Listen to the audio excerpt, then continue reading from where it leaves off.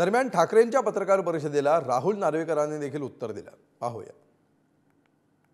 पुरावा पुरावा पुरावा की गाढावा. माझं तर आव्हान आहे, नार्वेकरांनी मिंध्यानी माझ्याबरोबर जनतेत जाऊन उभं राहावं. पोलीस प्रोटेक्शन नाही, मी एक सुद्धा पोलीस घेणार नाही सोबत. तसंच मिंध्यानी यावं, नार्वेकरांनी यावं आणि तिथे नार्वेकरांनी सांगावं शिवसेना कोणाची.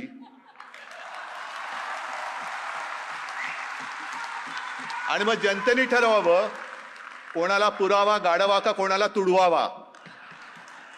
माझी तयारी आहे, माझ्यात हिम्मत आहे. याच्यात कुठे उल्लेख आहे संविधानात अमेंडमेंट झाल्या, ते अमेंडमेंट आम्ही इलेक्शन कमिशनकडे पूर्तता केली, नियमाप्रमाणे त्यांना दिली, त्या संदर्भातलं रेझोल्युशन आणि इतर पत्र जे अपेक्षित आहेत सोबत जोडायचे ते जोडून त्या संविधानाची प्रत इलेक्शन कमिशनकडे देत आहोत. कुठे उल्लेख आहे? अजिबात नाही. त्यामुळे कुठचा तरी पेपर दाखवायचा, कागद दाखवायचा, त्याच्यावर इलेक्शन कमिशनचा स्टॅम्प आहे हा वापरायचा, पण त्याच्यात काय लिहिलंय हे कोणाला वाचून दाखवायचं नाही. कारण बंद मुट्ठी लाख की, खुल गई तो खाक की. दरम्यान संजय शिरसाट या सगळ्याबद्दल काय म्हणतात बघूया. आजची मला वाटतं पत्रकार परिषद ती नव्हतीच मुळात. तो एक असलेला इव्हेंट होता.